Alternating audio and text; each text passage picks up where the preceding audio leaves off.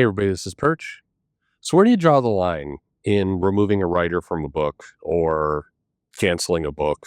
There's been videos you've heard about this. I'm going to try and take a more timeless approach on this one, meaning I'm going to do what I always want comics to do and not reference kind of the recent event that is on our minds that led to DC canceling Red Hood, but rather when is it okay?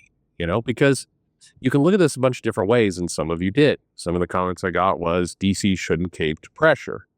Some people quoted Charlie Kirk, words are words, violence is violence.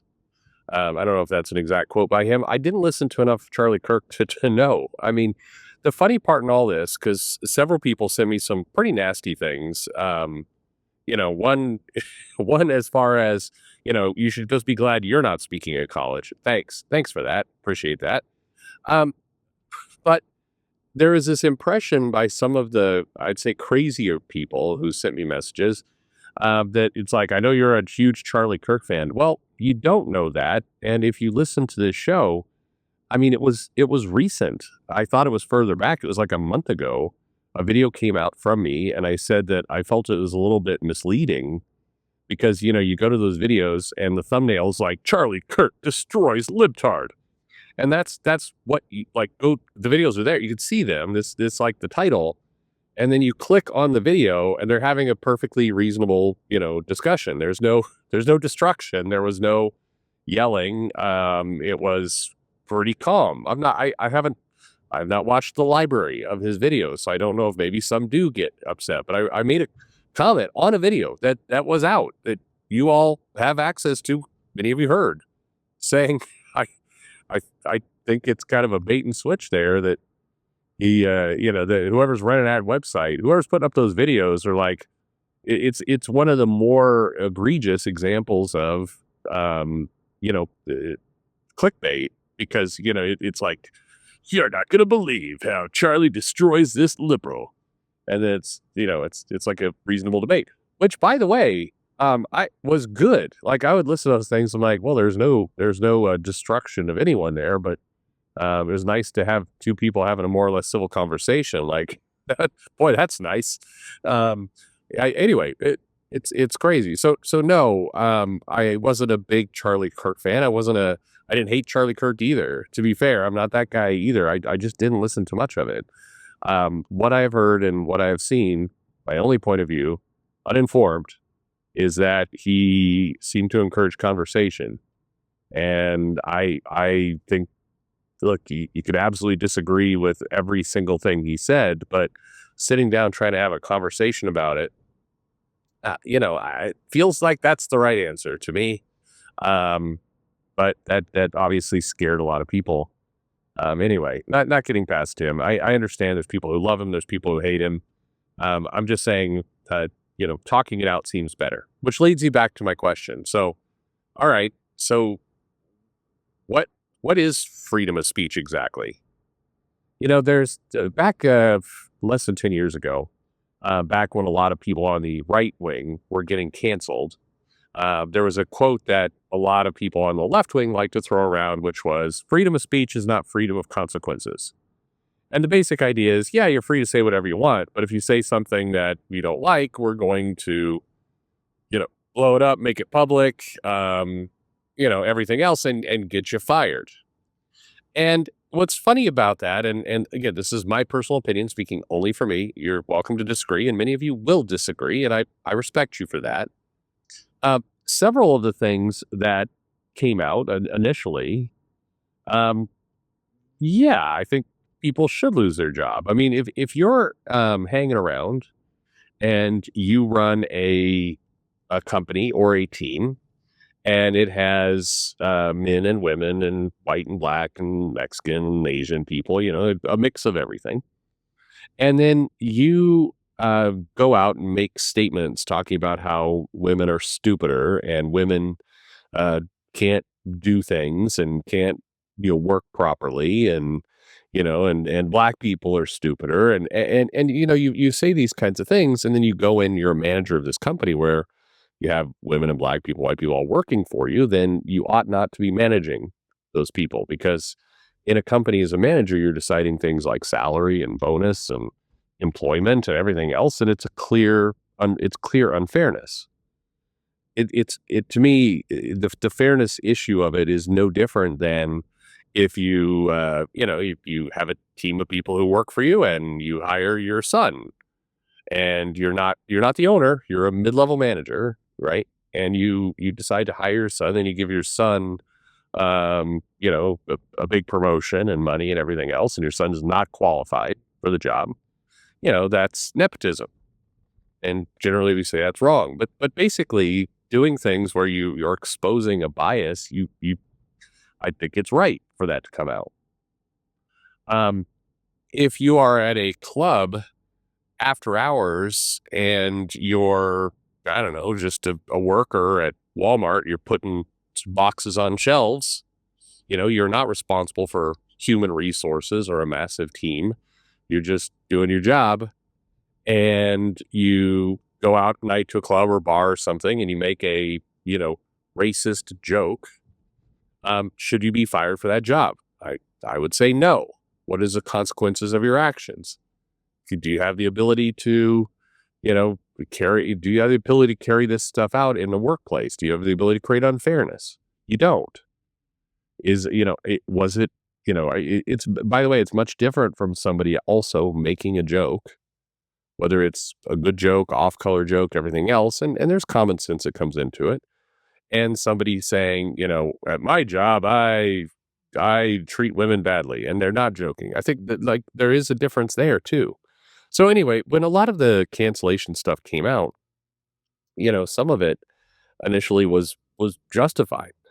Honestly, I'm not saying I'm calling for cancel culture or anything else. I'm just saying, if you are in a position that has power and authority over others, if you're, for example, a police officer and you get caught, making statements on social media about how a particular race does all the crime, and you shoot first, ask questions later. I mean, it's like, look, you're spelling out that you are not capable of being, in your job.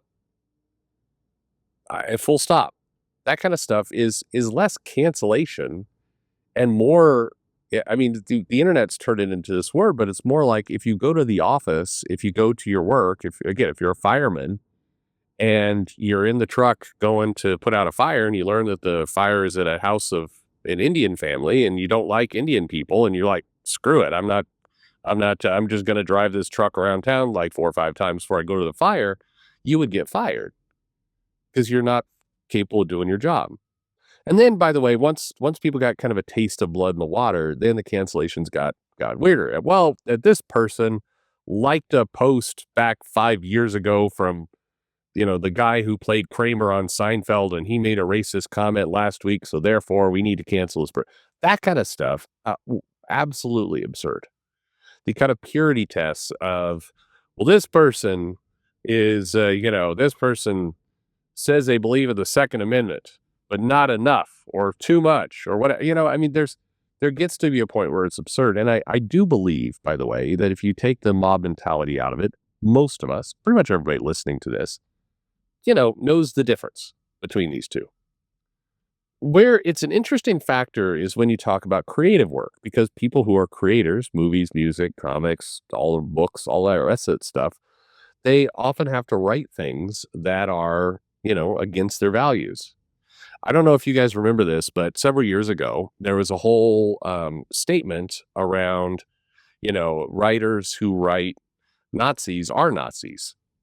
And so a lot of writers in comics, this is a real thing, by the way, got edgy and nervous about using characters like the Red Skull. They had to change the Red Skull around, because if they wrote if the Nazi character, started to win, then it was tacitly, approving of Hitler and Nazi behavior. So you had all these creators, like, when they'd use, people who are Nazis, they make them ultra silly, or they can never win anything, meaning, the hero is never in jeopardy. The Nazis just kind of effing around, and, it just, that's the kind of stuff where, um, writers got concerned that if they wrote if you wrote a character that is a racist with depth, and you gave that character any kind of advantage, but just in comics, typically the villain wins for a little bit and then the hero wins in the end. It's called building tension. And but if you built tension and some, crazy lunatic would come around and be like, this person clearly likes Nazis.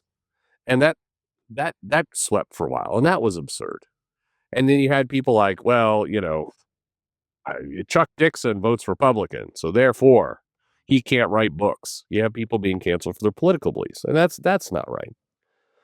At the end of the day, though, businesses are businesses. And here's the interesting piece that I think relates to the current situation, what you guys should all comment on is you have a business that's trying to make money. Now, let's say you're a comic book company, you're a publisher, and you exclusively sell your comics in San Francisco. To stereotype it. You sell San Francisco is your only market. That's where you're selling your books. And you put out a bunch of books that, are comfortable to liberal values because you're publishing to a market that is, what is the latest stats? 99.8% liberal. I'm sure it's not that high, but anyway, you're publishing to that demographic. And then you hire a writer, and the writer starts tweeting about how Joe Biden is, a mentally ill pedophile and all the Democrats are soulless demons. And, you're this publisher. What do? Well, you fire that guy. Why? Do you fire him because of his political beliefs? Well, sort of. But you're firing him because you're a business. Your market is specific. You have somebody who's representing your company who is doing the exact opposite of what your audience wants. Keep in mind firing, and this is, I think, something people misunderstand all the time. Firing can be moral. Firing can be financial. If you have somebody at your office who is abusing women, abusing them, meaning gets into the elevator and gropes and just, all the rest, that person is fired for, business reasons, but definitely moral reasons too. That's against the law to do that in a lot of cases. And it's just, people should be able to feel safe where they walk around and shouldn't be just, randomly groped when they're trapped in an elevator. You could also fire somebody for a business reason. In this case, the hypothetical that I gave you would be a business reason. Guy didn't do anything inherently wrong. He's saying, I'm a Republican. Yeah, true. He's espousing beliefs he believes in. But the product he's making, the product he's producing is going to the exact opposite audience, and his actions will impact sales. Which gets us a little bit to this current version, of what happened.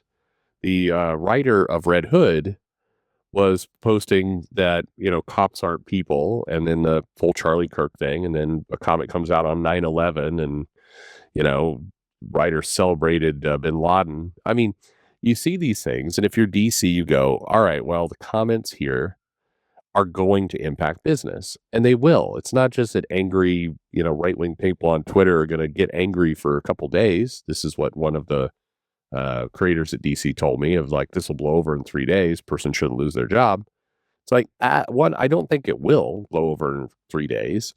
And two, there's a difference between somebody saying, I hate Trump, I think he's a monster, and somebody going, oh boy, I'm certainly glad this guy was killed, and police aren't people.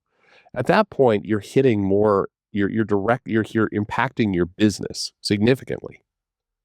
It's less of a moral issue. You might argue it is. I think celebrating somebody's death. This is another quote that's being attributed to Charlie Kirk. I don't know if it's his or not, but you could tell a lot about someone in how they react to someone's death. I don't think that's the exact quote, but I very much agree with that. I've said that for years. I think it's very telling what people do when confronted with death. And I think that's one of the most fascinating, quickest ways to gauge somebody's character. But, regardless of all that, I think if you're DC, you're a business. And as a business, these comments are going to impact you negatively. It's going to hurt sales. It's going to hurt your ability to, produce comics. It's going to take away from other efforts. I still believe this thing, DC had to act quickly. This is one of the things I said to multiple people at DC. Some wound up being pretty high up. Um, your challenge here is that you're putting a bunch of effort into this KO event. You're putting a lot of big things forward over the next couple months.